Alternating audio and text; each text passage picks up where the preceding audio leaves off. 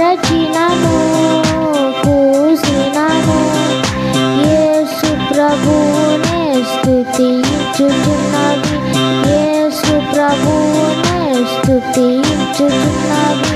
చెల్లి తమ్ములరా మీరును యేసుని స్తుతించరా, చెల్లి తమ్ములరా మీరును యేసుని స్తుతించరా.